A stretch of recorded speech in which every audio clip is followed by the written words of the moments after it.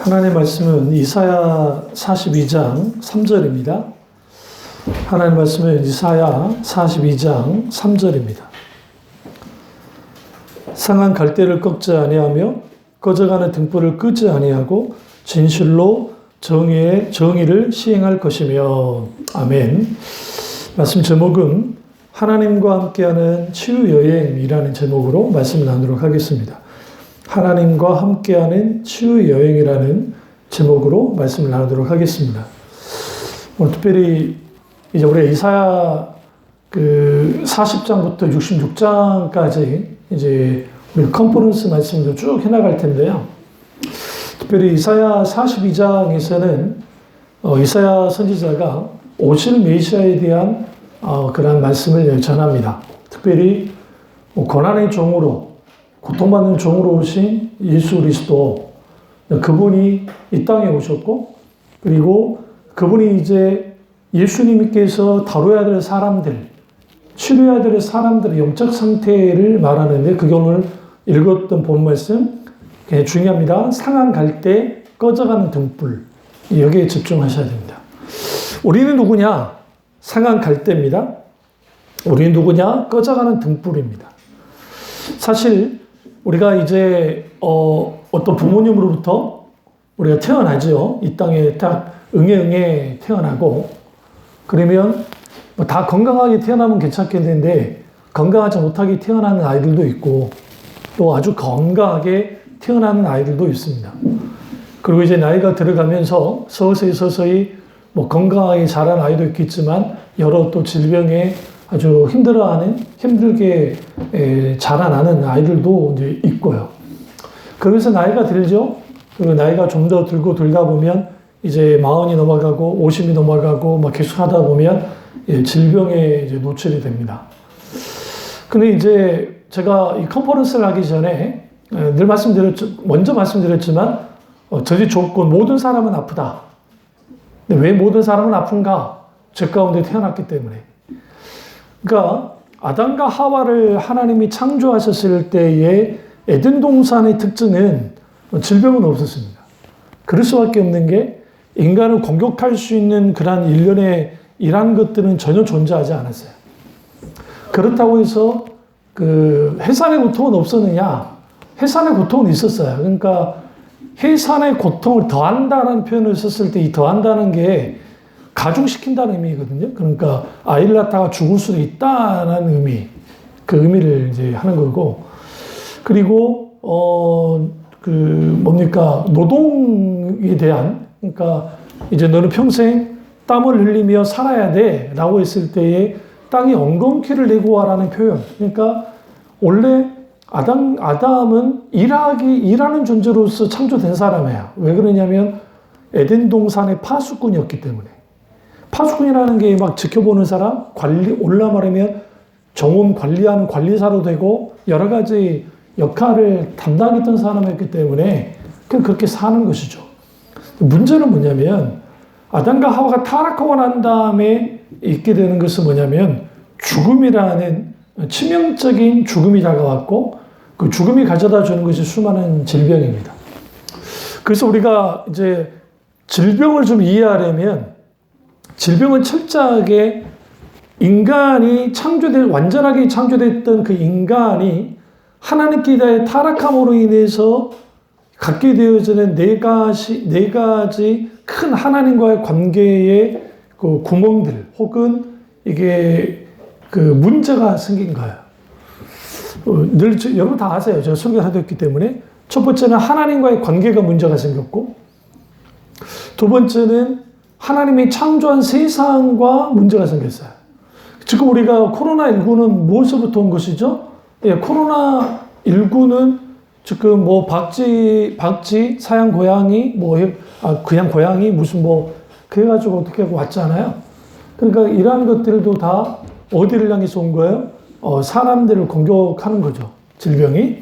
그러나 아담과 하와가 살았을 때, 그러니까 선악과를 따먹지 않고 타락하기 전에는 질병이 없었습니다. 사실상 인류의 엄청난 약이 어디서도 나왔느냐? 아마존 정글이에요. 그러니까 우리 약하면 인공으로 만들어서 하는 약도 있겠지만 사실은 정말 아마존 정글에서 수많은 그 식물과 그것을 통해서 그 연구를 하다가 약을 많이 발견합니다. 그런 의미에서 정글은 아주 위험한 곳이죠. 저와 여러분이 정글에 딱 있으면 여러분은 뭐 하루도 못 버텨요. 죽는다 봐야 돼요. 그게 뭐 우리 생각에 막 거기 사나운 짐승들한테 잡혀먹는다 생각하는 그거보다는 치명적으로 거기에 그 독충들이 굉장히 많기 때문에 견딜 수 없습니다. 근데 그렇게도 또 견뎌 살아 돌아온 사람도 있긴 하지만 그만큼 위험한 곳이 정글이고 또 한편으로는 인류에게 약을 준 것도 정글이기도 합니다.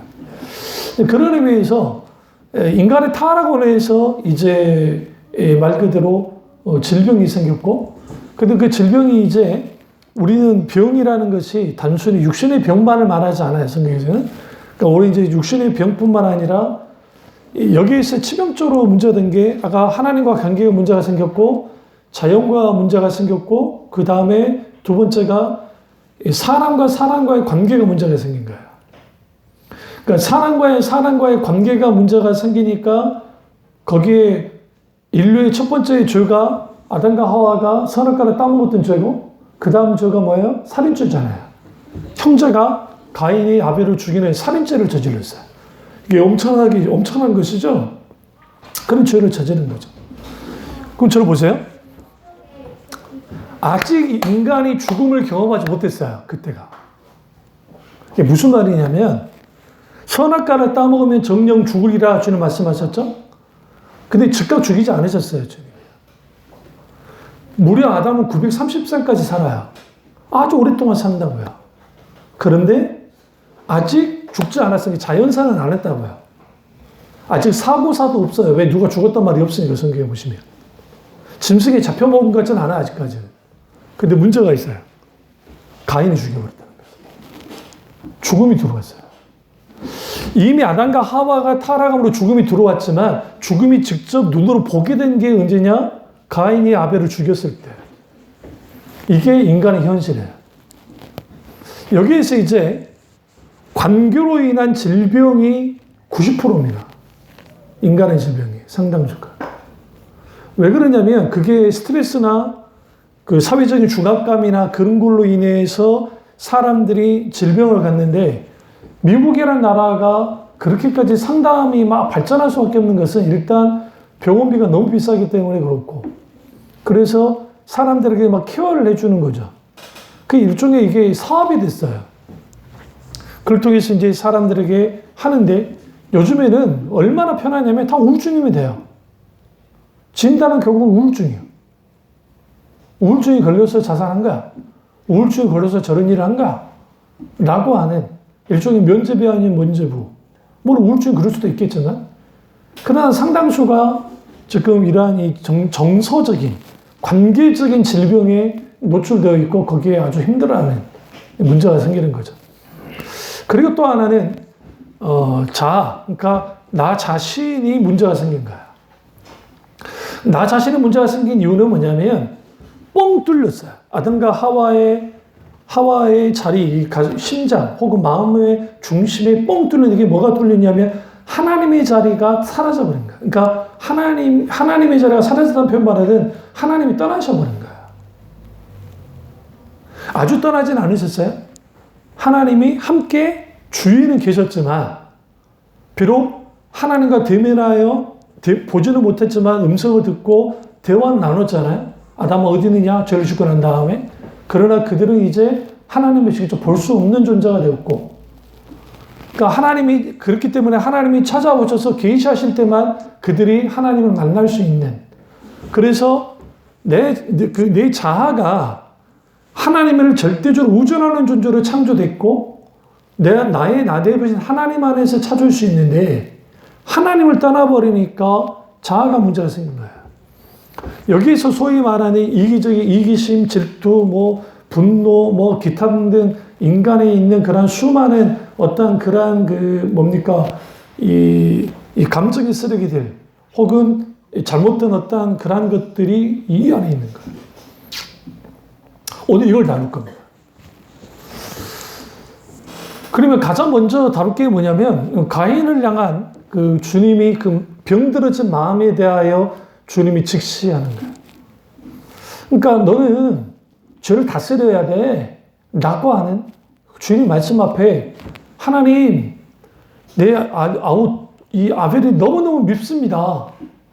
하나님 이 분노를, 이런 마음을 제발 좀 용서해 주세요라고 기도했으면 괜찮았을 텐데, 그런 그의 마음을 숨겨버립니다. 여기서 굉장히 중요해요. 여러분 주위에서 냉랭한 사람들, 좀 정머리가 없는 사람들의 특징들이 뭐냐면 자신의 마음을 털어놓지 않아요. 이제 그런 이유는 뭐냐면 자신의 속에 있는 것을 잘 털어놓지 못하는 사람들의 특징들은 상처가 많아서 그래요. 어릴 때부터 상처가. 그리고 그걸 어려워요. 그리고 내가 이 말을 내 배통으로 인해서 저 사람이 나를 어떻게 생각하지? 혹은 나를 어떻게 볼지에 대한 생각을 해요. 또 반대는 아주 사교적이고 외향적인 성격들은 할 말 못할 말 다 해버려요. 주로 나이 든 아주머니들 그런 일을 많이 해요. 제가 버스를 타고 가다 보면 그 사람의 집안사를 다 알아. 하도 그게 떠들면서 막 딸년이 어쩌고 아들놈이 어쩌고 막 하면서 하면 내가 안 들을 것도 내가 들어. 나는 또 그러잖아요. 좀 호기심이 많은 사람이라 그런 거 잘 들어 또 그런 걸. 잘 들리고. 그래 막 그렇게 떠버리기도 하죠. 그러면 이 세상에는 완전한 성격은 없어요. 완전한 성품도 없고. 근데 문제는 뭐냐면 우리가 치유받아야 될 영역들이 있는데 가장 먼저는 나 자신이 치유돼야 되고, 근데 나 자신이 치유되기 전에 가장 먼저 중요한 게 하나님과의 관계가 회복돼야 돼요. 그러니까 하나님과의 관계 회복 없이 치유만 일어나면 아무 의미가 없어요. 예수님께 수많은 사람들이 몰려왔어요. 엄청난 사람들이 몰려왔는데 그들이 병 고침 받기 위해서 왔어요. 사람들한테 위로받지 못하게 예수님께 위로받기 위해서도 왔어요. 그런데 예수님이 수많은 병진자를 고쳤단 말이죠. 근데 그들이 예수님의 제자로서 삶을 살았느냐, 주님을 따라왔느냐, 그렇진 않아요. 상당수가 고침받으면 돌아가 버렸어요. 대표적인 게, 우리가 문둥병자 10명이 예수님께 찾아왔어요. 근데 한 명은 사마리아 사람이 끼어 있었어요. 그리고 예수님께서 뭐 안수를 해주거나 그러지 않으셨어요. 근데 이게 참 재밌는 게 마치 뭐와 같아요. 나만 장군이 엘리사에게 너 요단강에 7번 뭐 해? 씻어라 똑같아요. 예수님 뭐라고 했냐면 너희들은 돌아가라. 그리고 제사장에게 몸을 보이라 그랬다고요. 이게 좀 웃긴 게 좀 생각해 보세요. 안수해 준 것도 아니고 예수님이 돌아가라는 거예요. 문둥병이 몸 상태로 돌아가라는 이게 우리는 뭐 그게 문제 될까? 문제 돼요. 왜 문제가 되냐면 내가 문둥병자인데 한센병자인데 내가 지금 제사장에게 가겠다? 그럼 제사장은 어디에 있어요? 마을의 가장 중요한 지역인 거기에 회당이 있고 하니까 거기에 있단 말이에요. 그러면 그 사람한테 간다? 쉽지 않은 일이에요. 왜 그러냐면 정결법에 의해서 한센병자들은 동네에 들어가면 안 돼요. 그러니까 사람들이 좀 보이잖아요. 그럼 이렇게 해야 돼요. 난 문둥병자예요. 오지 마세요. 아니면 오시는 데면서 나 지금 이 병이 있으니까 오면 안 됩니다. 라고 해야 돼요. 그렇지 않으면 몰매 맞아 죽을 수도 있어요. 그러니까 우리는 그 말씀이 너무 쉽게 그대로 돌아갔나 보다라고 생각, 돌아가는 게 쉽지 않다니까요. 그런데 이 10명이 제사장에게 보이려고 돌아가는 거예요. 이게 믿음의 행동인 거예요. 일종의. 돌아가요. 그럼 이제 오만 생각 다 하겠죠. 참 예수 저 인간도 별나다. 우리 몸을 저기 보이라는데 이게 뭐지 하면서 갔을 거예요. 그런데 성경에 보시면 가는 도중에 문둥병이 고침받았다라고 성경 말하고 있어요. 가는 도중에. 그러니까 9명의 유대인은 그냥 예수님 시킨 대로 제사장한테 가서 몸을 보였어요. 그런데 사마리아 사람이 갔다가 병이 고쳤어요. 문둥병이 고침을 받았어요. 그러자 뒤로 돌아서 예수님께 찾아갔어요. 그 예수님이 탁 뜬금없는 말을 해요, 이 사람한테. 야, 나머지 9명은 어디 있냐? 아니, 사마리아 사람이 유대인들하고 같이 가겠어요? 원주주간인데? 또 방향도 달라요. 지역이. 당연히 이 사람은 모르겠는데 할 수밖에 없죠. 그럼 너 왜 들어왔냐?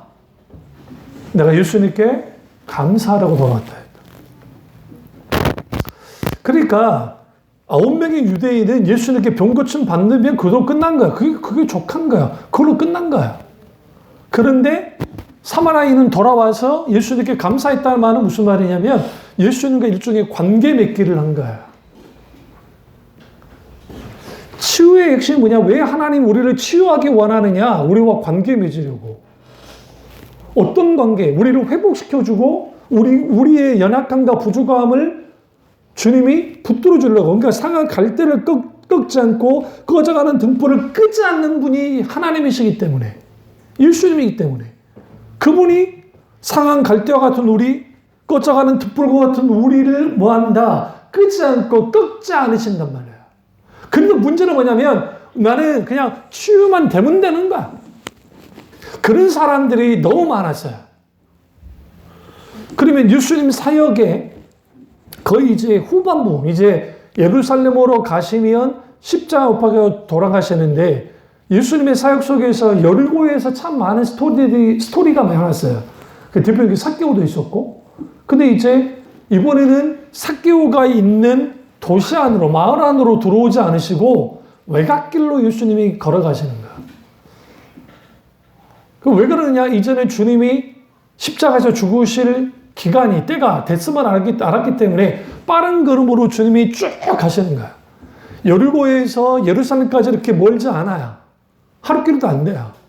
그러니까 한 반나절이면 갈 수 있는 그 길이기 때문에 그 길을 이제 예수님이 올라가야 되는데 거기에 디메오의 아들, 이름도 없는, 이걸 바디메오라는 표현을 쓰는데 바디메오는 이름이 아니에요. 아들, 디메오의 아들이에요. 그러니까 아버지 이름이에요. 아버지 디메오의 아들. 그 사람 이름이 없어. 왜 이름이 없어? 태어날 때부터 소경이었거든요. 저주받았다 생각할 때 이름도 주지 않았어요. 성경에 저주받았다고 여기고 이름도 없는 사람이 생각보다 많아요. 이미 그들은 등불이 꺼져가기 일보 직전, 상한 갈대가 꺾기 일보 직전이에요. 예수님이 오셨다는 목소리를 들었습니다. 성경 기사마다 좀 다르는데 2명이 있었다, 1명이 있었다라고 하지만 어쨌든 중요한 것은 거기에 디메오 아들이 있었던 건 분명해요. 근데 그가 겉옷을 내팽개치고 다윗의 자손 예수여 나를 불쌍히 여기소서 하면서 외치기 시작했어요. 우리 여기에서 이스라엘 문화를 잘 알지 못하니까 아니 겉옷을 내팽개친 게 뭐가 문제인가? 큰 문제죠. 이 사람 지금 못 보잖아요. 이스라엘 사람들은 정상적인 사람들은 겉옷 한 벌 갖고 있는 게 쉽지 않아요. 지금 사람 많아요. 훔쳐가기 딱 좋잖아요. 안 그래? 그러니까 유럽 사람들이 말씀 들을 때 막 그러시는 그 좀 정찰이셔야 돼요. 마찬가지. 그 유럽 사람들이 우리나라에 와가지고 깜짝 놀란 것 중 하나가 뭐냐면 카페에 어떻게 스마트폰과 이 노트북을 놔두고 화장실 가냐는 거예요. 응? 유럽 같은 데는 그냥 묻혀가 버려요. 우리 그 자리에 그대로 있잖아요. 일단 CCTV가 많다는 사실을 알아요. 그리고 우리는 CCTV로 충분히 나는 잡힐 걸도 알아요. 그러나 우리 한국 사람들이 그런 생각보다는 굳이 거기에 신경 쓰지 않아요. 도둑질하고 들어오지 않는 이상은. 그 내 거 아닌데 내가 왜 만져? 그리고 내가 왜 그런 의심 가는 행동을 할 필요가 있어? 라는 거죠. 그러면 이 겉옷의 가치는 뭐냐면 지금 그 군중들 중에 지금 사람들이 얼마나 아마 이 어중이 또중이 다 모였을 거 아니야. 이걸 내팽개쳤다는 것은 자신의 전 재산을 내비친 것 똑같아요. 그럼 그러고 있었겠어요? 막 소리 나는 곳으로 달려가거나 막 했는데 성경 보시니까 예수님의 제자들이 막아버렸단 말이에요. 못 가게. 또 궁중도 맞고. 왜? 저주받은 자니까. 저주받은 자가 어떻게 예수님께 나와요? 그러니까 더 소리를 지르라. 그러니까 예수님이 성경에 보시면 예수님이 주목해봤다라는 말이 굉장히, 우리가 성경 너무 쉽게 보면 안 돼요. 예수님이 주목해봤어요. 삭개오도 주님이 주목해봤고, 주목해보시고 예수님이 궁중을 이제 좌우로 밀어내고 예수님이 가시는 거야. 그 앞에 있었어요. 내가 뭘 원하느냐라고 물으시니까 내가 보기를 원하나이다. 내 믿음대로 될지어다. 그가 벗어요. 눈이 떴어요. 이제 그걸로 끝나면 많은 사람들이 생각하기를 그래 그렇게 끝났나 봐. 그게 아니니까 문제예요. 예수님은 마지막 제자가 디모의 아들입니다. 무슨 말이냐? 예수님이 치유했습니다. 그리고 그가 고침을 받았습니다. 이제 진정한 감격성이 있었습니다. 그리고 예수님이 죽으러 어디를 가요? 예루살렘으로 갑니다. 그런데 성경에 디모의 아들이 예수님을 따라가더라 했다. 따라갔다는 말이 우리는 그냥 따라갔나 보다라고 하는데 그게 헬라어 단어가 제자라는 단어와 동의적인 의미예요. 그러니까 그가 제자가 되는 거예요. 마지막 죽음을 목도하는 제자로서 뭐냐? 디모데가 있고, 디모데 그 아들이 있고, 바디메오, 그러니까 디메오 아들인 바디메오가 있고, 그 바디메오가 십자가에 달리신 예수님을 봤을 거라고. 그 현장에서. 그래서 전승에 의하면 디모데가 후에 주의 종이 됐다는 전승이 있습니다. 그럼 우리는 여기에서 분명하게 볼 게 뭐냐면,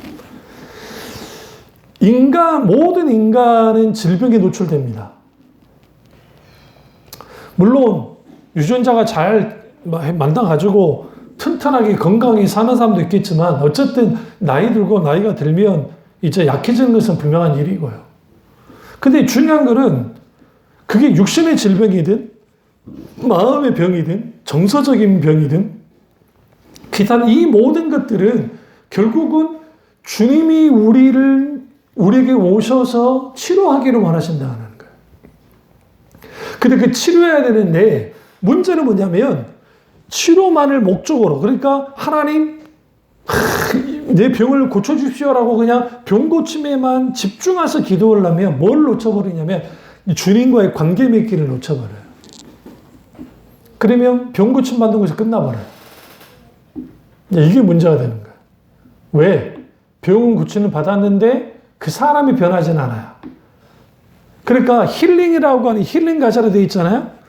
힐링의 가장 큰 핵심은 세상에서는 힐링하면 치료됐다라는 거예요. 치료에 집중하지만 성경에서는 힐링은 뭘 집중하냐면 치료에 집중하는 것이 아니라 회복에 집중해요. 그러니까 회복이 핵심이에요. 회복됐다. 그래서 주님의 놀라운 병 고침의 핵심은 우리를 회복시키는 거예요. 본래의 나로 회복시키는 게 아니라 주님으로 인한 나로 회복시켜주는 거예요. 우리의 가정이 그래서 치유받아야 되고, 내 자신이 치유받아야 되고, 내 교회도 마찬가지로 교회도 치유가 일어나야 되고, 기타 모든 치유가 우리 속에서 일어나야 돼요. 그러려면 주님과 함께 무슨 여행을 떠나야 돼요? 치료의 여행을 떠나야 되는데, 성경은 모든 전체를 딱 들여다보시면 육신의 질병에 대한 치유는 굉장히 많이 나와요. 구약의 신약의 죽은 자를 살리는 기사도 많이 나오고, 예수님은 무엇보다 많이 나타나고. 그러나 사실은 성경 전체를 딱 들여다보시면 사람들에게 치명적으로 문제가 된 것들이 있어요. 그게 뭐냐면 나라는 존재 자체예요. 그러니까 나라는 존재 자체가 주님께로 또 만져지질 않으면 우리의 약한 기질에 평생 지배받고 살아요. 그러니까 이게 굉장히 문제가 되는 게, 이 약한 기질이 우리의 치명적인 약점이 있는 기질이에요. 세상 심리학이나 정신과에서는 성격을 못 바꾼다 그래요. 심리학에서도 상담학에서도 성격을 못 바꾼다고 봐요. 그러니까 인간의 그 사람이 갖고 있는 기본 성격은 절대로 바꿀 수 없다고 봐요. 근데 성경은 그 성격까지 바꿔요. 어떻게 알 수 있느냐? 베드로를 보면 알 수 있고 사도 바울을 보면 알 수 있어요. 베드로는 아주 이 사람은 다혈질적인 사람이고 오늘날 말하면 정말 마초 아저씨예요. 낄 때 안 낄 때 다 끼고. 우리나라 표현하면 막걸리 타입 아저씨 알죠? 막걸리 타입 아저씨들 걸걸하잖아요. 걸걸한 아저씨란 말이에요. 그러니까 뭘 내더라도 막 하고 막 하는 사람이에요. 그러니까 예수님까지도 막 애한테 막 저기 혼내듯이 스승이 예수님도 혼을 내버려 막 뭐 이제 정말 저지를지 안 저지를지 저지른 사람이에요. 그러는데 그가 오순절 성령 강림 이후에 그의 모습을 보세요. 전혀 다른 사람이 되어 있어요. 그 성격 급한 성격이 드러나질 않아요. 왜 그러냐면 왜 그런 일이 벌어졌느냐 그 이유가 있어요. 그의 치명적인 죄 때문에 그래요. 그가 어떤 치명적인 죄를 졌습니까? 예수님을 3번 부인했습니다. 예수님을 3번 부인한 게 뭐가 그렇게 문제가 되느냐? 이게 문제가 돼요. 왜 그러냐면 우리가 이걸 뭐라고 하냐면 소위 이걸 출교에 해당하는 죄라 그래요. 출교에 해당하는 죄라는 말은 무슨 말? 주님을 부인해 버렸잖아요. 예수님을 모른다 그랬잖아요. 나와 관계없다 그랬잖아요. 그러니까 그는 이제 하나님에 대한 신앙을 다 저버린 거예요. 기독교 소위 말하는 예수 공동체에서 추방당해야 마땅해야 그야말로 상한 갈대고 꺼져가는 등불이었어요. 그럼 똑같은 한 사람이 또 있었어요. 그 사람이 가룟 유다입니다. 가룟 유다가 예수님을 돈 받고 팔았습니다. 근데 가룟 유다가 예수님을 돈 받고 판 것은 죽이려고 판 게 아니에요. 그건 굉장히 중요해요. 예수님을 죽이려고 판 게 아니에요. 가룟 유다는 유다 지역 출신이고 나머지는 북쪽에 있는 갈릴리 출신이에요. 그리고 오늘날을 말하면 유다는 서울 출신이고 나머지는 지방 출신, 그것도 저기 지금 변두리 출신들이에요. 물론 문명, 로마 제국의 문명권 안에서는 북쪽 지역이 오히려 더 번성했어요. 왜? 그 위쪽에 보면 가이사라도 있고 저 위에 보면 가이사라 빌립보도 있고 뭐 후에 보면 데가볼리부터 시작해서 로마 도시들이 많았기 때문에 우리가 성지 순례를 가게 되어지면 남쪽 지역에는 그냥 예전에 막 그런 게 많지만 북쪽이나 그런 데를 가보면 여러분 뭐 에페소에 있는 뭐 돔 그 보셨죠? 그런데 그런 게 막 수두룩해요. 그러니까 로마가 갖고 있던 그런 게 많이 남아 있어요. 거기에 헤롯이 하도 건물을 많이 지어놔가지고. 그러니까 로마 문명권 안에서는 북쪽 지역 사람들이 괜찮은 사람들이에요. 그러나 이스라엘이라고 하는 전통 사회 속에는 그것들은 이방인과 다를 바 없어. 우리는 예루살렘을 중심으로 종교적인 우리인 거야. 그러니까 경제적으로는 좀 거기보다는 좀 형편이 좀 덜 할지 모르지만 우리는 괜찮은 사람들이야. 그러니까 가룟이라고 하는 지역 출신이 누구야? 가룟 유다야. 가룟이라는 게 지역 이름이에요. 가룟 출신 유다. 근데 그의 직업은 서기관이라고 해요. 많은 학자들이 서기관으로 봐요. 서기관이라는 것은 결국 그가 소위 말하는 율법을 전문으로 했던 아주 뛰어난 사람이었다고요. 그에게 예수님이 돈길을 맡겼다는 게 왜 그랬을까? 여러분 같으면 베드로에게 맡기겠어요? 이 덜렁쟁이한테 못 맡기지? 그럼 우리 생각에 요한한테 맡길 것 같은데 사도 요한은 쟤를 사랑했으니까. 근데 이것도 못 믿겠어. 왜? 이 녀석이 보면 깍쟁이 짓을 하거든. 성격이 막 또 불같을 때 불같고. 근데 쭉 보니까 믿을 만한 게 누구예요? 유다야, 유다. 왜 유다냐? 레위는 세일이니까 돈은 잘하겠지만 이게 또 문제가 있어. 이게 돈의 셈이 너무 밝은 게 문제란 말이지. 또 주인의 제자들 그럴 거 아니에요. 저거 예수님 믿을 수 있겠어요? 그냥 그럴 수도 없고. 그럼 도마에게 맡기겠어요? 어물 출신한테? 당연히 유다에게 맡겼죠. 그리고 유다가 이제 돈깨를 주고 했단 말이죠. 그가 예수님을 찾아온 목적에 대하여 복음서에서는 그는 처음부터 도둑이었고 예수님으로부터 뭔가 얻어내기 위해서 왔던 존재다라는 말을 계속 하긴 하지만 그럼에도 불구하고 예수님께서 가룟 유다에게 돈깨를 맡겼다는 것을 그를 굉장히 신뢰했다는 거예요. 굉장히. 그럼 분명해요. 그리고 예수님을 팔았어요. 죽이려고 판 게 아니라고요. 왜 그러냐면 유다 눈에 비친 예수가 답답한 거예요. 왜 답답했냐면 이걸 이제 Jesus Christ 슈퍼스타라고 하는 뮤지컬에서 뭐 이제 그 비슷하게 말하는 뭐 그걸 말하는 건 아니고 뭐 그런 정말 잘못된 게 많으니까. 근데 여기서 힌트를 얻을 수 있는 게 그가 바라는 예수는 정치적인 메시아인 거예요. 그러니까 가룟유다만 그런 게 아니라 예수님이 제자들도 다 그랬어요. 똑같았어요. 그래서 정치적인 메시아로 예수님이 왕이 돼야 되는 거예요. 그래야 내가 재무부 장관이 되지. 가룟유다가.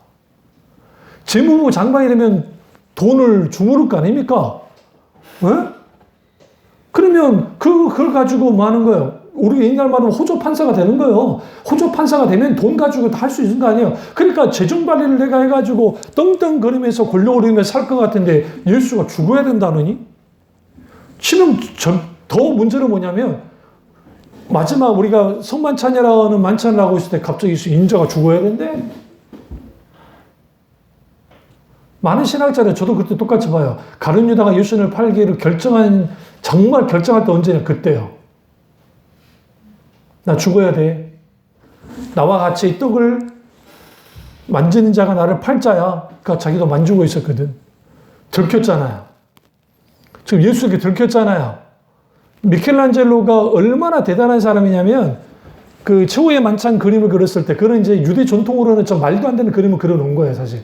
그런 이제 유럽식의 그려놨지만 거기에 그 장면이 뭐냐면 인자를 팔자가 나와 떡을 한 자야 할 때 그때 제자들이 깜짝 놀라는 장면을 그림으로 그리는 거예요. 그게 그 수도원의 식당에 그려진 그림이에요. 거기가.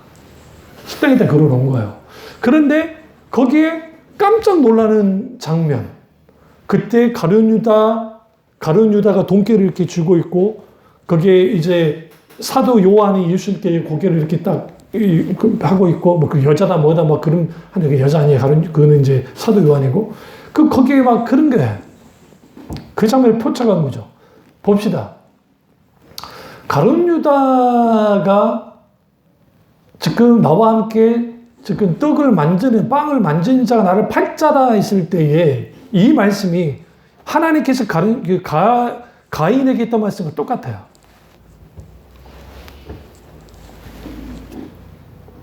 가인아, 네가 왜 분을 내니? 너는 죄를 다스려야 돼. 죄의 지배받지 마. 죄 지으란 말이 아니에요. 짓지 말란 말이에요.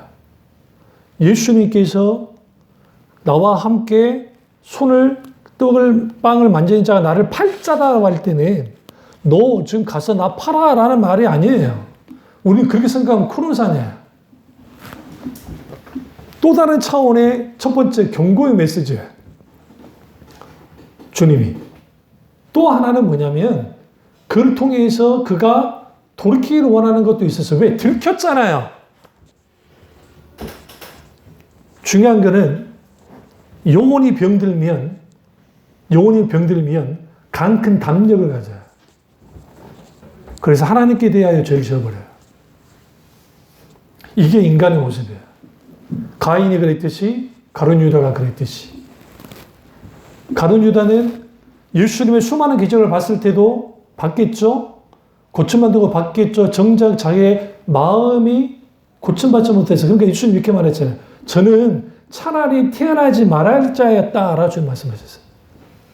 그렇게 보면은 사람은 끝까지 변하지 않는구나 라고 여길 수 있어요.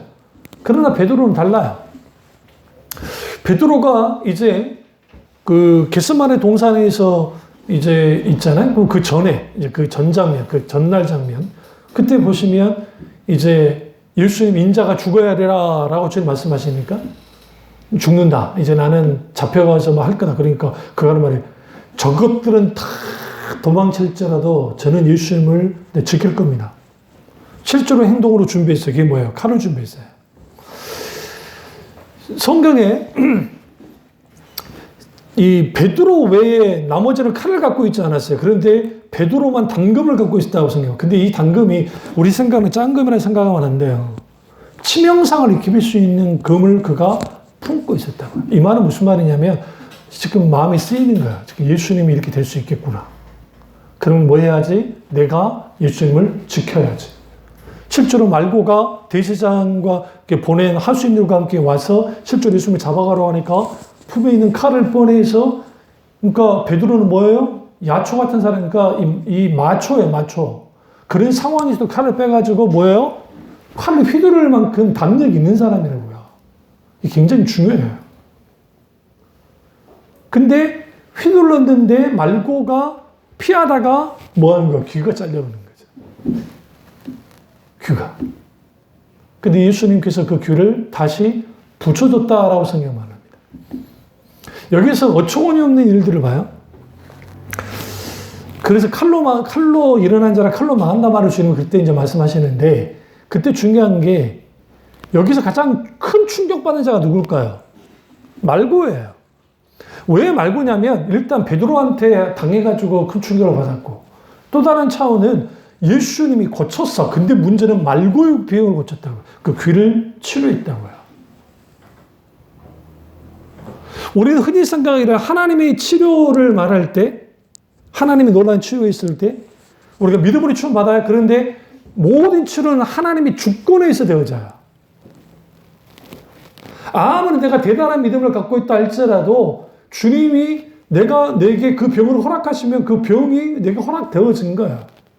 누구처럼? 사도 바울처럼 세 가지 가시를 갖고 있어야 되는 거죠.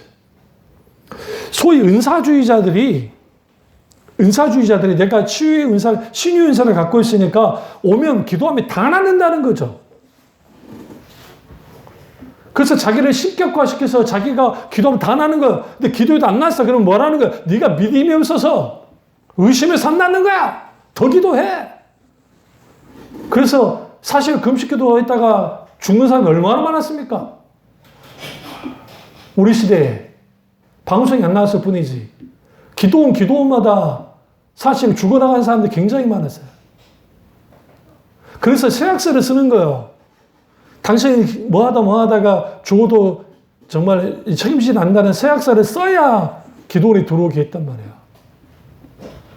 그런 것들을 김기화나 워낙 이단들이 자기를 신성화 시켜가지고 뭔가와 어떤 병이든 다 고침을 받고 하니까 사람들에게 열광해가, 물론 또 거기에 어떤 일들이 있어서 막 자기들이 뻥튀기시 막 소위 말하는 그 치유와 관련된 소식지, 네? 신문들. 그게 이제 과거 여의도 순복음교회가 순복음 소식지 같은데 어떤 하나님의 치유가 있었습니다. 그런 걸 계속 많이 할 때.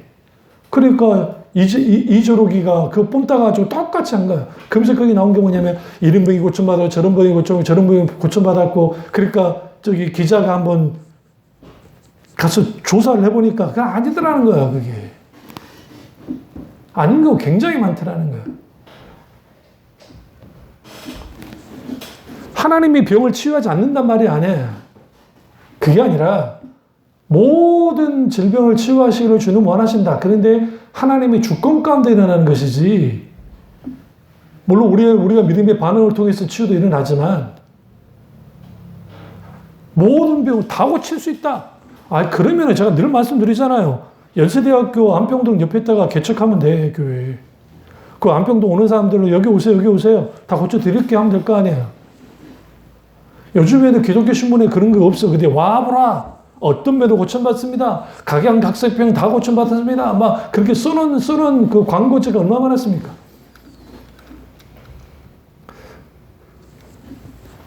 썩은 동아줄라도 잡으려고 사람들이 거기 혹해서 갔다가 거기에 돈 다 털리고 오히려 어떤 악화되어지는 그런 일들이 벌어지죠. 그럼 뭐에 집중해서 그러냐면 우리의 병의 치유에만 집중하니까 그래요. 그게 아니에요. 어떤 사람에게는 이 질병이 그 사람에게 유익이 될 수 있어요. 그게 뭐냐면 그 사람이 아주 고집스럽고 교만한 사람인데 그 질병에 의해서 깨지는 거예요. 그 주님께로 돌아오게 된 계기가 됐다고 한다면 그거는 정말 아프지 않으면 좋겠지만 은혜예요. 그게. 주님이 우리에게 병을 일으키는 게 아니에요. 병은 인간의 죄 때문에 병이 들어왔고, 첫 번째. 두 번째는 우리의 잘못된 식생활이나 잘못된 환경들, 인간이 만들어놨잖아요. 거기에 공격을 받고, 세 번째는 원수예요. 사탄. 왜? 말 못하고 눈먼 귀신아 라고 할 때에 그 귀신이 그렇게 역사할 수도 있어요. 그 영적인 세력이 그렇게 할 수도 있어요. 그렇기 때문에 우리가 그렇다고 또 뭐 김기동처럼 모든 병은 귀신이 주는 거래. 그래서 감기도 귀신이란 거래. 나 그 집단들 나 묻고 싶어. 코로나19도 그러면 사탄이 있으니까 사탄아 물러가라면 나을 거 아니야. 백신 맞지 말고. 약 먹지 말고. 그러니까 그런 식으로 했던 김계아든 뭐 이초석이든 뭐 김기동이든 이 사람들 한번 저기 의료 기록 좀 쭉 한번 뽑아봤으면 좋겠어. 네? 그 이단들 하는 짓들이 그런 거예요. 그럼 한국 교회는 그런 게 없었느냐? 있어요. 이단과 정통 사이로 오가는 사람들이 생각보다 많다고. 그럼 여기서 우리는 오늘날에는 한국 사회가 의학이 많이 발전해가지고 그래서 과거처럼 이렇게 막 치유 집회나 그런 게 그렇게 인기가 없어요. 근데 문제는 뭐가 문제가 됐냐면 오늘날의 교인들은 더 큰 문제가 더 이상 하나님의 치유에 대해서 크게 생각지 않아요. 많은 교인들이. 병원 가면 되지 뭐. 그래서 의사의 판단과 의사의 어떤 그 진단 이런 것들을 하나님 말씀처럼 받아들여요. 그 의사들이 그러면 정확하게 모든 걸 판단할 수 있습니까? 진단할 수 있습니까? 의사도 우리가 있는 것은. 만약에 그냥 스탠다드한 진단하면 AI가 더 잘할 거예요.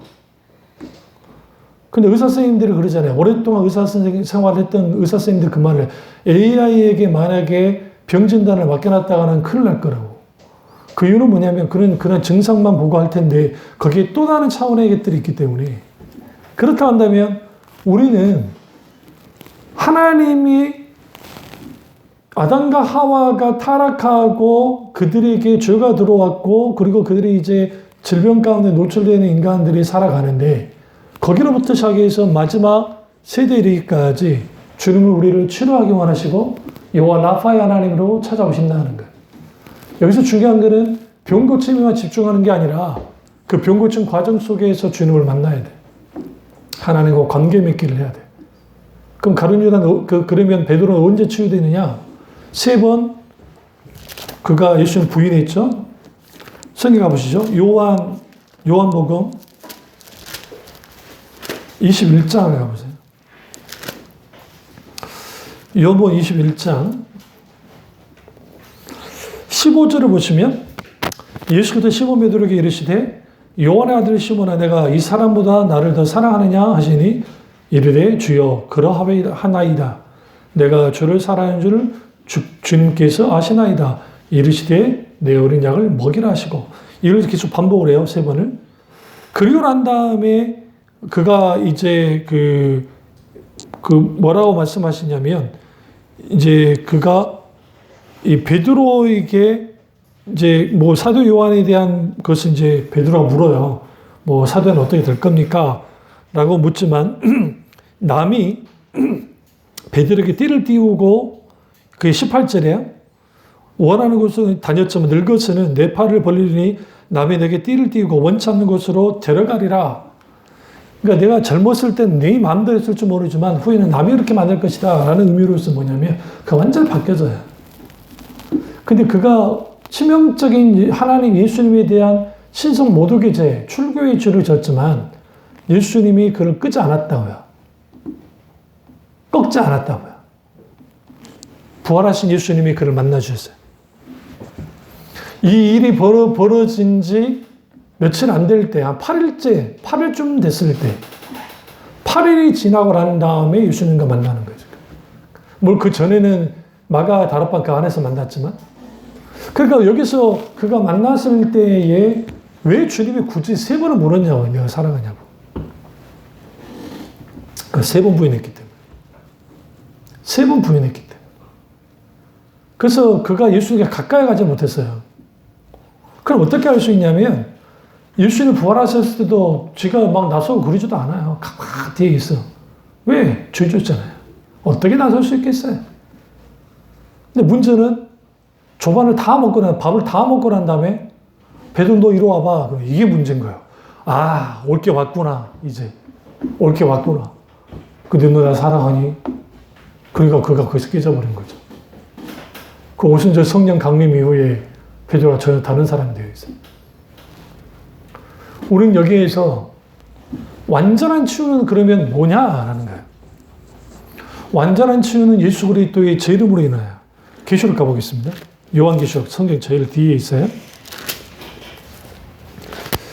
요한계시록 가보시면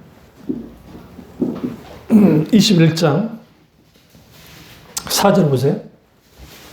요한계시록 21장 4절 모든 눈물을 그 눈에서 닦아주시니 다시는 사망도 없고 애통한 것이나 곡하는 것이나 아픈 것이 다시 있지 아니하리니 처음 것들이 다 지나가였습니다. 보좌에 앉으신 이가 이르시되 보라 내가 만물을 새롭게 하노라 하시고 여기서 새롭게 한다는 이 헬라어 단어가 카이노스예요. 이게 굉장히 중요해요. 여기서 카이노스는 뭐냐면 기존에 있는 것을 완전히 바꿔놓는 것을 말해요. 이게 카이노스라는 헬라어 단어예요. 그 흔히 말하기를 예수님이 재림하셨을 때에 지구는 사라지는가?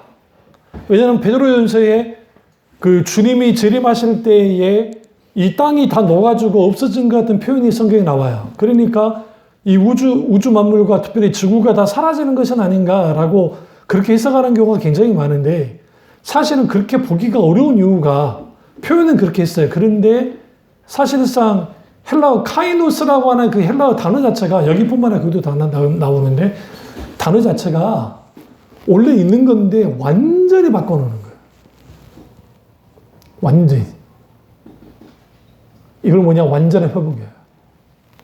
그러니까 하나님의 치유의 완전한 치유는 언제 일어난다? 주님이 재림 때 일어나요. 그래서 모든 아픈 것이 없다. 그러니까 아픈 것이 다시 있지 아니한다라는 거죠. 어디? 새 하늘과 새 땅. 여기서 새 하늘과 새 땅 하니까 새로운 하늘과 새 땅이 있는 거 아닌가? 라고 할 수 있어요. 뭐 그렇게 볼 수도 있다고요. 그러나 사실 헬라어 카이노스라는 단어 자체가 완전한 새로운 것을 말하지 않기 때문에 오히려 하나님의 나라가 이 땅에 임한다는 게 맞아요. 저는 그렇게 봅니다. 근데 이거는 모르는 일이에요. 이거는 이제 신학적으로 보는, 신학적인 관점을 그렇게 보는 것이고, 그렇지 않고 완전히 그냥 이 땅은 다 사라지고 완전한 새 하늘과 새 땅으로 우리가 간다라고 또 그렇게 주장하는 실질적인 또 많은 그 신학자들과 그렇게 믿는 목사님들 많아요. 저도 처음에는 그렇게 믿었었는데, 이제 성경을 쭉 읽다 보니까, 그리고 이 카이노스나 헬라어 단어 자체가 그렇지 않기 때문에 두 개의 가능성을 다 갖고 있지만 어쨌든 그렇습니다. 중요한 거는 둘 다, 중요한 것은 완전한 회복을 말해요. 그러니까 치유는 완전한 회복을 말한다. 그 완전한 회복은 하나님과의 관계가 회복되어지고, 만물과의 관계가 회복되어지고, 사람과의 관계가 회복되어지고, 나 자신이 회복되어지는 거예요. 이게 통전적인 치유, 전인치유예요. 완전한 치유. 거기로 우리는 달려가야 돼요. 그러니까 예수님이 수가성 여인을 딱 만났을 때에 그녀에게는 육신적인 질병은 없었지만 마음의 병이 있었잖아요. 사람을 기피하고 왕따 돌림이 했어요. 그렇죠?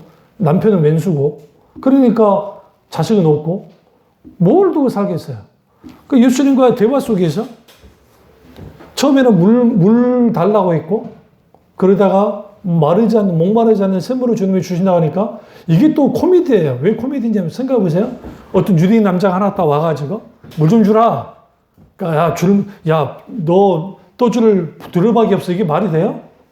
저 물 길로 갔는데 물 길을 두려박이 없겠냐고요. 근데 그녀가 왜 그러면 두려박이 없다 하냐면, 내가 지금 사마리아인이고 니네들은 나를 이방 취급하는데 내가 만지고 하는 것을 이 물로 이걸 니네가 하겠냐는 거. 그러니까 니는 네가 풀 수 있는 두려박 필요하잖아. 없잖아. 어떻게 할 수 있냐고. 그 예수님이 피식 웃으면서 뭐라고 그래요? 그래도 물 좀 달라니까 안 된다. 그럼 나한테는 마르지 않는 샘물이 있는데. 이 코미디예요. 물 들어온 사람한테 내가 못 마르지 않는, 한 번 마시면 못 마르지 않는 샘물이 있어. 배에서 생수의 강같이 흐르는 그런 있어. 진짜로? 그럼 나 좀 줬어요. 나 준다. 누가 줄 수 있는데요? 성령께서 그렇게 주신다는 거죠. 그러니까 그저가 이렇게 나옵니다. 이제 물 온정에서 마시는 물에서 영적인 물로 영적인 물에서 근데 우리는 당신은 유대인인데 우리는 그리심산에서 예배드리고 당신들은 예루살렘에 예배드린다 한다. 그러니까 이제 야 그리심산도 아니고 예루살렘도 필요 없어. 하나님 앞에 나와서는 성령과 진리로 예배를 드린 자를 주님이 찾으셔. 그녀가 목말라 했던 것은 처음에는 남자예요. 그러니까 남편이에요. 주위 사람이에요. 사람이 없으니까 외롭고 질책하고 남편과 관계도 안 좋고.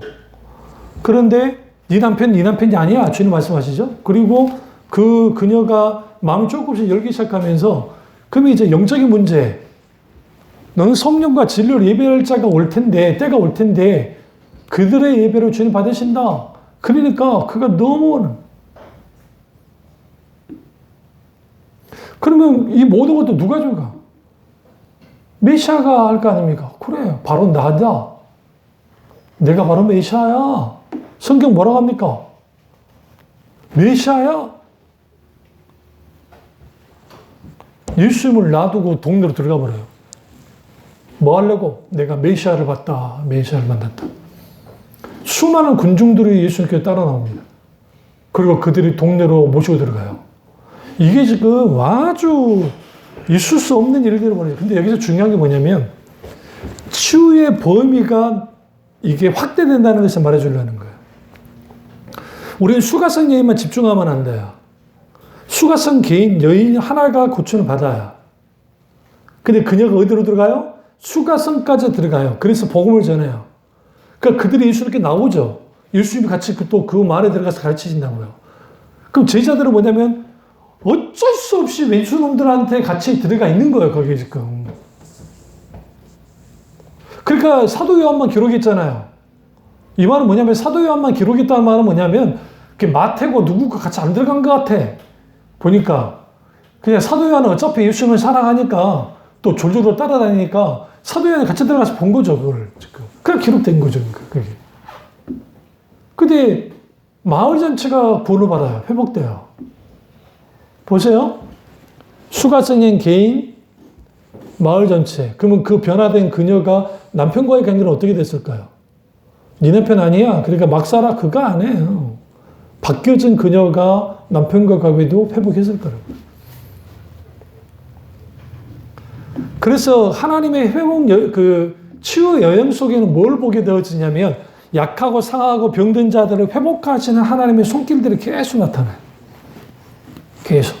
그래서 주님이 때로는 전체를 고치기도 하고 때로는 주님이 직접 병을 치시기도 해요. 질병을 줘서. 이스라엘 민족이 하나님을 대적할 때. 그 목적은 그들을 고통 주고 혼내기 위함이 아니라 그들을 바꾸고 치유하고 회복시키려고. 그런 놀라운 하나님의 치유들이 계속적으로 나오고 있다고요.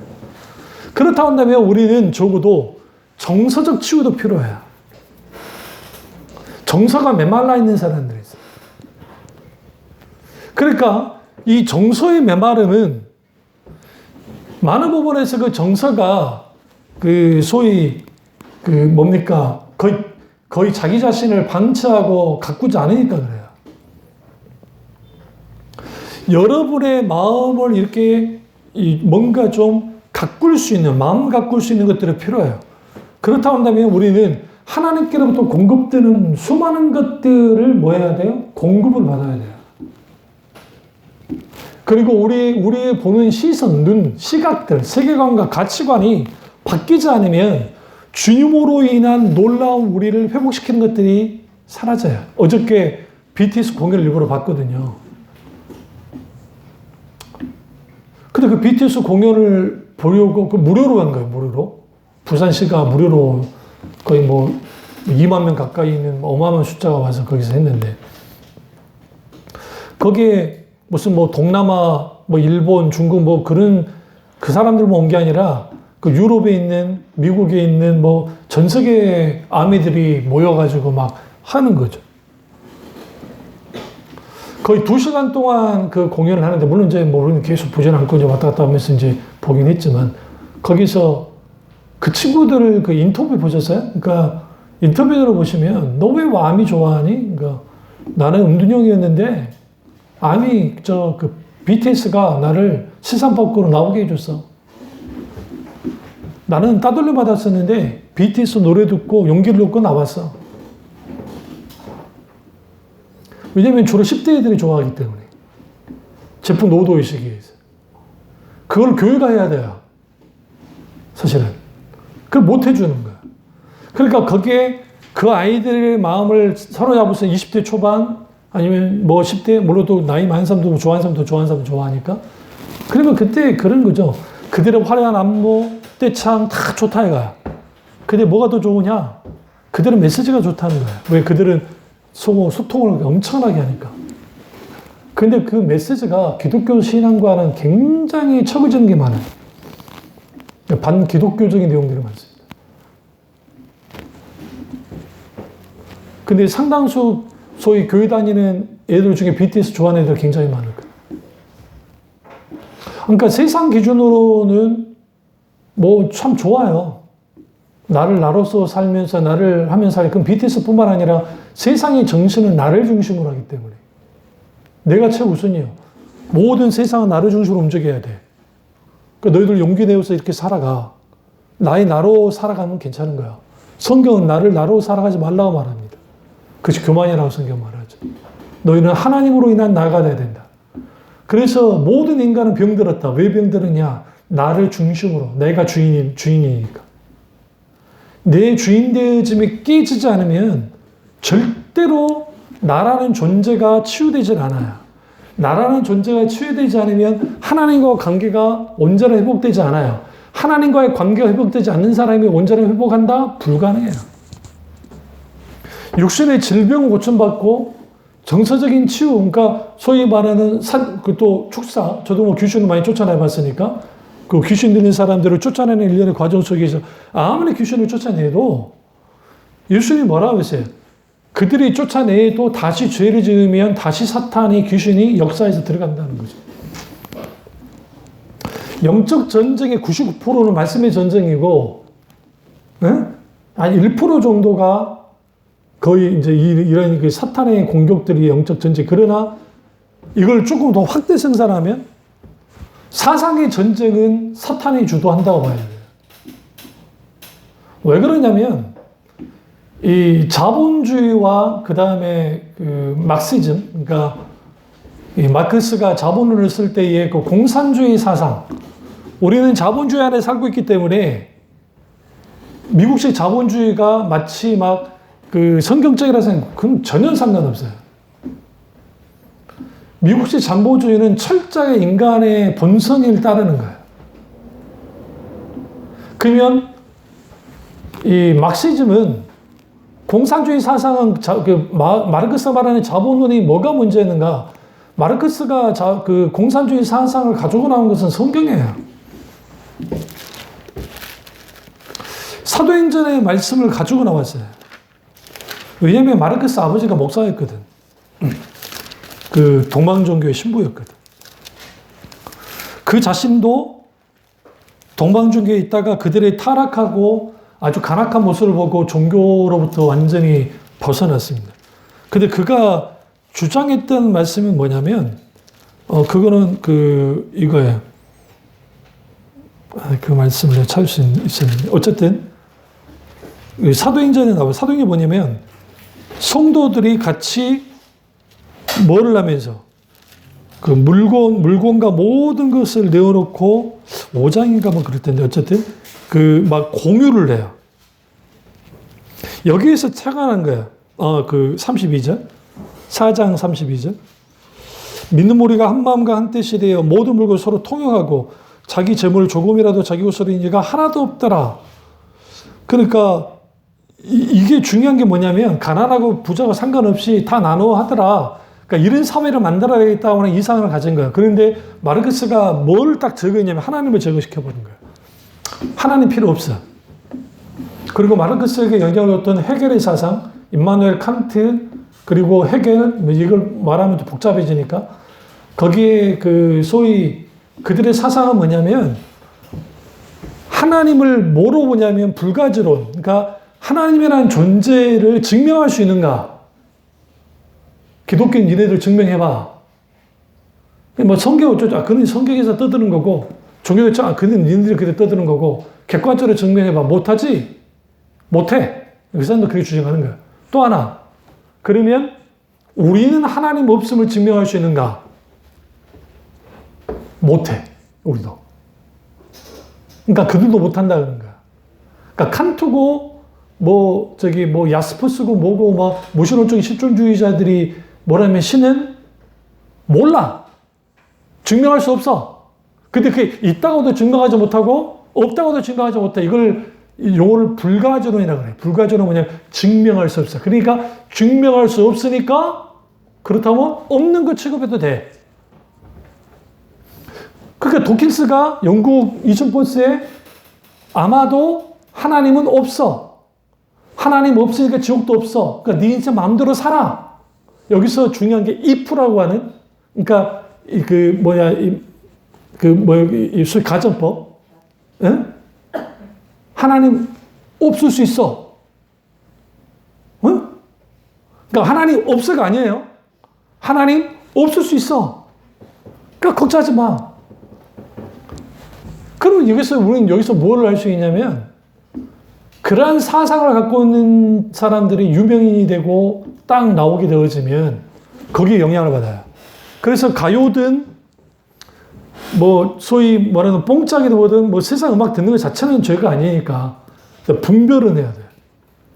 그리고 클래식 음악도 마찬가지고 그 듣는다고 해서 영적으로 막 좋은 일은 없어요. 영혼에 가득한 것은 그래도 하나님께 하는 찬양들이 굉장히 우리에게 가져다 주죠. 그러면 이게 나라는 사람의 이 지금 사상과 가치관과 이러한 것들이 온전하게 깨뜨려지고 만져지질 않으면 안 바뀌어요. 교회에서 무슨 뭐 은혜를 받고 뭐 기적을 맛보고, 제가 말씀드렸잖아요. 제가 주님의 육성으로 듣는 음성을 3번 들었다고. 눈 뜨고 주님을 봤다고. 예수님을. 환상으로. 그 외의 환상들은 말할 것도 없어요. 그게 무슨 광신도적으로 기도하다 그런 것도 아니에요. 강력한 성령의 기름 부음과 함께 동시에 있을 때 수많은 기적들. 우리 교회에서도 마찬가지고. 근데 그러한 것들이 내 믿음을 끌고 나가주느냐? 나를 유지시켜주느냐? 귀한 거긴 한데, 사실상 뭐가 붙들어주냐면 하나님의 말씀 가운데 성령의 조명 속에서 인격이 지신 하나님을 만나는 게 굉장히 중요해요. 그러면 거기에 세계관, 가치관 이런 것들이 깨뜨려지면서 주님과 바른 관계를 가져요.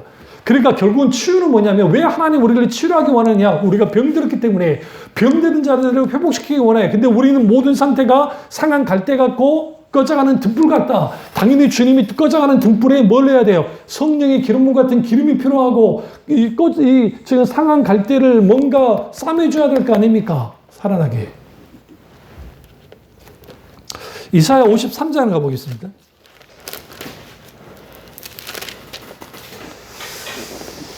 (53장) 5절을 보세요. 그러니까 4절부터 보겠습니다. 4절, 5절.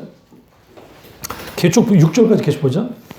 그는 실로 우리의 질고를 지고 우리의 슬픔을 당하였거늘 우리는 생각하기를 그는 징벌을 받아 하나님께 맞으며 고난을 당한다 하였노라.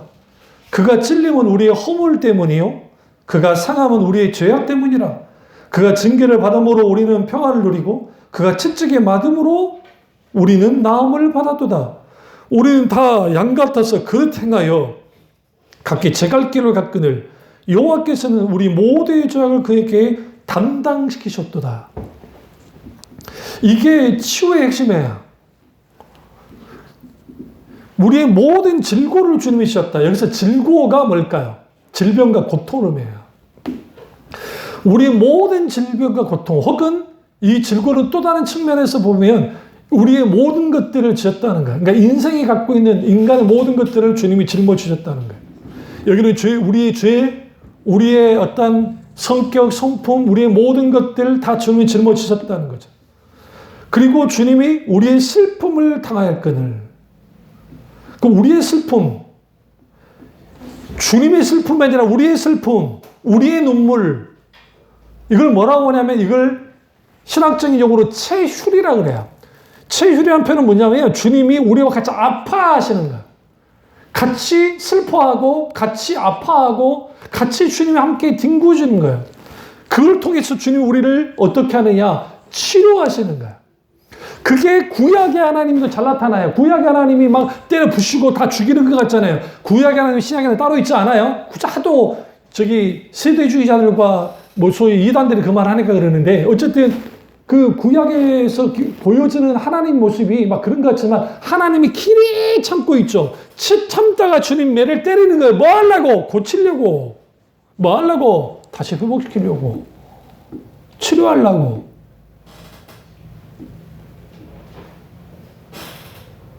왜 주님이 미리암에게, 모세에게 대적했던 미리암에게 왜 문두병에 걸리게 하냐는 거예요. 겁주불라 하려고? 네. 미리암이 하는 행동이 문두병 걸린, 영적인 문두병 걸린 것과 똑같다는 거예요. 지금. 썩어 문드러져 그 10년을 가지고, 썩어 문드러진 영적 상태를 가지고 네가 감히 나의 종 모세를 건드렸어? 너는 모세 건든 줄 알지 나를 건든 거야. 너 가만둘 수가 없어. 왜? 너라는 존재가 이대로 끝나버리면 독보서처럼 이스라엘 공동체 안에 이게 흩어지면 내 백성이 너처럼 될 텐데. 그 하나님의 분노를 미리하면 환목이 가든가. 우리는 그냥 무드비 걸렸고 그게 아니에요. 그러니까 모세가 급히 나서서 하나님께 중보기도를 하니까 낫잖아요. 여기서 굉장히 중요한 게 있다는 거예요. 우리 중보기도가 그래서 중요한 거예요. 우리의 중보기도를 통해서 우리 지체들이 힘들고 어려울 때 질병에 걸려든 마음이 그러든 중보기도로 계속 나가주셔야 돼요. 왜? 우리는 하나님께서 우리를 상처 입은 치유자로서 부르셨기 때문에 우리는 마땅히 우리는 중보기도 해야만 해요. 어떻게? 치유의 마음을 가지면서. 근데 여기서 중요한 게 그가 찔림은 우리의 허물 때문이요 그의 상함은 우리의 죄악 때문이라. 그가 징계를 받으면 우리는 평안을 누리고 그가 채찍에 맞음으로 나음을 받았도다. 이 표현이 찔림, 허물, 상함, 죄악, 징계, 평화, 채찍, 나음. 이게 지금 대조법으로 대조를 하는데 찔려서 우리의 허물이, 상함으로 죄악이, 징계를 받으면 평화를 누렸어요. 근데 이 평화가 무슨 평화야? 하나님과의 평화, 사람과 사람과의 관계의 평화, 물질 만물 이러한 것들의 평화, 그 다음 나 자신과의 평화. 여기서 평화는 샬롬이에요. 근데 여기서 말하는 샬롬은 우리가 말하는 편안한 상태를 말하는 게 아니에요. 여기에 지금 무슨 전쟁이 있고 뭐가 있어도 하나님이 주신 그 평안함을 누리는 거예요. 어떤 문제가 있어도, 어떤 역경이 있어도 하나님이 주신 기쁨과 평안을 누리는 것. 그것이 샬롬이에요. 근데 이걸 누가 줬다고요? 주님이 징계를 받음으로 평안을 누렸다. 이 징계는 무슨 징계예요? 우리가 지옥에 가는 징계를 주님의 손수 받으심을 통해서 우리가 진정한 하나님 나라로 가는 평안을 누리게 됐단 말이에요. 하나님과 평안을 누리는 거죠. 그리고 주님의 채찍에 맞음으로 우리가 뭐 했어요? 나음을 받았다. 여기서 채찍에 맞았다, 살이 찢겨졌다 라고 하는 거. 결국은 우리가 아픔에 찢기는 고통이 있잖아요. 근데 그 고통을 주님 다 담당하신 거죠. 나음을 입었도다. 근데 뒤에 말이 중요해요. 이게 굉장히 중요한데 6절. 우리는 다 양 같다는 거죠. 여기서 양 하면 우리는 무슨 생각이 들어요? 양 하면 떠오르는 생각. 온순하다. 뭐가 온순해요? 인간이 키우는 짐승들 중에 가장 말 안 듣는 짐승이 양이에요. 염소 같죠? 근데 염소는 팔팔 뛰어다니고 좀 고집도 있긴 하지만 그래도 어느 정도 하면 돼요. 그런데 양들은 한번 고집 피우면 안 움직여요. 그런데 이걸 좀 잘못해가지고 양을 왜 그러면 거기다가 지금 이스라엘도 양이 있으면 염소를 같이 키워요.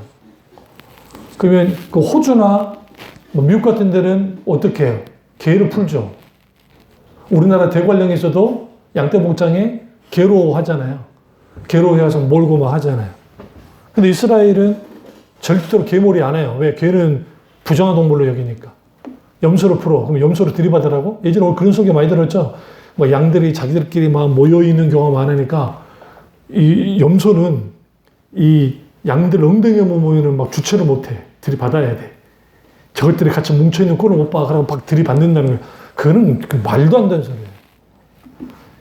그 들이받는 습성이 염소에 있는 건 사실입니다. 그러나 그러잖아요. 그런 정말 이 또라이 염소 외에는 그런 경우는 거의 없어요. 그럼 염소는 뭐 하느냐? 염소는 풀을 뜯어먹을 때에 뿌리까지 뜯어먹지 않아요. 염소는 그냥 위에 있는 순만 이렇게 탁탁 뜯어먹어요. 양은 자기들이 다 그냥 깊이 있는 것까지 다 뜯어먹어버려. 그러니까 초장이 망가져요. 근데 양의 습성 중에 하나가 따라쟁이에요. 그러니까 앞선 양이 따라가면 같이 따라가고 먹을 때도 보면 겁도 많아가지고 그래요. 그러니까 염소가 옆에 다니면서 그러니까 풀을 뜯을 때 절대로 양이 먼저 뜯는 경우는 없어. 염소가 먼저 가가지고 뜯는다고요. 염소들이. 그걸 봐. 가만히 봐. 봤다가 똑같이 따라요. 그렇게 먹는 거예요. 습성이. 그래서 초장을 보호하기 위해서 양을 같이 두는 거예요. 그리고 또 물을 건널 때 못 건너요. 바로 발모토밖에 안 되는데. 그럼 누구를 보내? 염소. 염소들은 호기심이 많아가지고, 그러니까 여러분 보세요. 바위 같은 데 올라가면 염소도 있잖아요. 그럼 막 보면 염소가 먼저 건너. 그러면 이제 건너다가 한 놈이 그걸 따라서 건너면 나머지 우르르 건너는 거예요.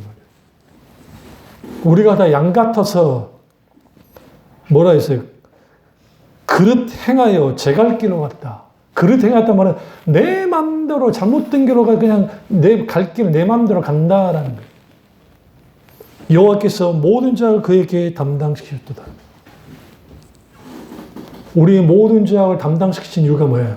우리의 죄의 문제 해결 뿐만 아니라 우리가 갖고 있는 치명적인 질병들. 그 단순히 암을 말하는 게 아니에요. 육신적인 질병뿐만 아니라 우리가 가지고 있는 이러한 기질이든 어떤 것이든 이러한 것들이 온전하게 주님께로부터 치유가 받아야 돼요. 누구를 통해서? 예수 그리스도를 통해서.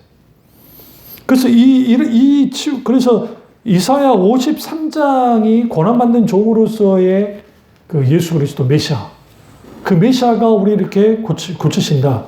이 구절을 가지고 은사주의자들이 이제 예수 그리스도를 통해서 모든 병을 다 고칠 수 있다 하면서 막 자기들 논리를 비추는데 단순히 그런 차원의 말씀이 아니에요, 이거는요. 뭐와 관계가 있냐면 사실은 여기서 말하는 것은 하나님과의 관계에서의 문제, 사람과의 관계에서 오는 수많은 이 죄악 덩어리들, 이것들을 예수 그리스도가 완전히 고쳤다는 거예요. 치유하시고. 그리고 우리 육신의 질병까지도. 이러한 것들이 구약부터 신약에 이르기까지 면면이 흘러가고 있어요. 그 이제 말씀의 결론을 보십시다. 하나님은 우리를 치료하기 원하신다. 이거는 정확한 명제입니다. 그러니까 근데 그 하나님의 치료는 육신의 질병을 치료하는 데만 맞춰 있지 않다. 그것은 예수님이 공생애 동안에 수많은 병자를 고쳤을 때에 예수님의 행동에서 나왔어요. 뭐라고 하냐면 네 병이 치료받았느니라 라고 말했을 때도 있었지만 어쨌든 네가 구원을 받았느니라 할 때가 있었어요. 이게 굉장히 중요해요.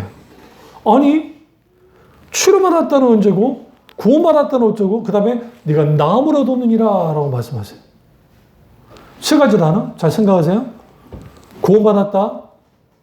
그 다음에 치료받았다. 나음을 얻었느니라 이 말씀. 그러면 근데 이게 뭐와 관계있느냐? 영혼의 구원과 관계가 있어요. 그러니까 육신의 질병 치유와 동시에 영혼 구원이 함께 있다는 거예요. 근데 이 모든 것들이 뭐와 관계 있느냐? 하나님이 자녀로의 회복을 말해요. 여러분이 여러분의 자녀들에게 영적인 영향력을 끼치려면 여러분이 치료받아야 돼요. 특별히 정서적인 치료에는 거기는 핵심이에요. 왜? 관계로부터 오기 때문에. 그리고 그 관계 속에서 내가 온전하게 치료되지 않으면 그 소위 말하는 여러분이 갖고 있는 소위 우리 자녀들에게 넘겨주지 말아야 될 수많은 잘못된 어떤 쓰레기 같은 이러한 그 상황들을, 기질들을, 이러한 것들을 자녀들에게 넘겨주게 돼 있어요. 그러한 것들이 민족적으로도 일어나요. 우리나라가 전쟁을 겪었기 때문에 전쟁을 겪은 민족들은 다 하나같이 그 다음 세대가 고통을 겪어요. 그래서 여러분 기억하세요? 우리 어렸을 때 상인 구인들 많았어요. 깽판 치는 거 많이 봤어요. 술 처먹고 사람들 패고하는 분들 많이 봤을 거예요. 저도 어렸을 때 많이 봤다고요. 그러니까 그게 뭐냐면 그 민족 전체가 고통을 당하니까 그게 그대로 온 거예요. 그게 군사 문화로 오고, 그리고 이제 70년 지나고 나니까 그것들이 이제 없어지면서 이게 극복되어서 저희 K컬처라는 게 만들어진 거고. 근데 또 그것은 반대 입장에서 막 질기질기 그러니까 문제가 되긴 하지만, 한 집안도 한 가정도 똑같아요. 그 고리를 끊지 않으면 가게에 흐르는 저주란 건 없어요. 있을 수가 없어. 왜? 예수 그리스도가 모든 것을 끊었기 때문에. 모든 것을. 다만 우리의 삶 속에서 있게 되어지는 우리 지금 할머니든 부모든 누구든 간에 우리가 자녀들에게 좋은 것이든 나쁜 것이든 유산 넘겨줄 거라는 거예요. 근데 나쁜 부분들을 반드시 깨야 돼. 알코올 중독은 아버지나 엄마나 술을 가까이 하는 자녀들은 술에 대한 거부감이 없기 때문에 금방 술에 젖어듭니다. 나는 저렇게 하지 않아야지 하지만 똑같이 가요. 거의 다 가요. 왜 그러냐면 나는 안 해야지, 나 아버지처럼 안 해야지, 어머니처럼 안 해야지, 누구처럼 안 해야지 하지만 따라가요. 왜? 계속 영향을 받거든. 그래서 끊어야 돼. 그러니까 우리 어머니가 굉장히 걱정했던 게 두 아들이 알코올 중독자가 되면 어떨까? 우리 아버지 알코올 중독이었으니까. 알코올 중독자가 되면 어떨까? 어떻게 할까? 다행히 목사기를 갔으니까. 그럼 목사들 중에 술 안 마십니까? 생각보다 술 마시는 목사들이 많아요. 몰래 뻐끔뻐끔. 말도 안 되는. 네? 많지는 않겠고, 적거나 생각한다만, 어쨌든. 그러니까, 왜 그러냐. 이러한 것들을, 그래서 자녀들에게 술 먹는 모습, 그런 모습 절대로 보여주면 안 돼. 왜 그러냐면, 그걸 보여주면, 후에 그들을 그대로 똑같이 해요. 이런 고리들, 술뿐만 아니에요. 그러니까, 여러 가지, 아무리 좋은 걸 할지라도, 이게, 절제하지 못하고 선을 딱 넘잖아요? 그러면 그게 영향을 그대로 받아요. 예를 들어 부모가 막 무절제하게 막 돈을 쓰면서 하는 부모 밑에 있는 애들은 그렇게 살아요. 보고 배운 게 그거니까. 그러니까 우리가 적어도 좋지 않는 부분들을 뭐 해야 돼? 끊어줘야 돼. 그래야 정서 치유가 일어나요. 그래서 예수님께서 치료하실 때 소위 말하는 힐링의 사역을 감당하실 때에 이제 한 가족들 술 보니까 가난한 여자가 딱 왔을 때 그녀를 탁 그냥 대놓고 인신공격을 일부러 하셨던 이유가 뭐냐면 자기 딸이 불에도 넘어지고 이제 굉장히 그런 일이 벌어지니까 예수님 치유해달라고 하니까 예수님 어떻게 나옵니까? 갑자기 그녀에게 나는 유대인을 위해서 부름받았지 이방인을 부름받았지 나는 걔한테 똑조가지 던지지 않아 라고 하니까 그녀가 팔을 얻던 게 아니라 예수님 저 개예요. 모르셨어요. 저 개예요. 근데 이 개라고 하는 헬라어 단어가 전혀 달라요. 예수님이 말했던 개는 우리가 돌아다니는 똥개 말이에요. 들개. 너희는 들개잖아. 똥개잖아. 그러니까 그녀가 이렇게 말하죠. 나는 애완견인데요. 이 언어유예요. 나 애완견이잖아요.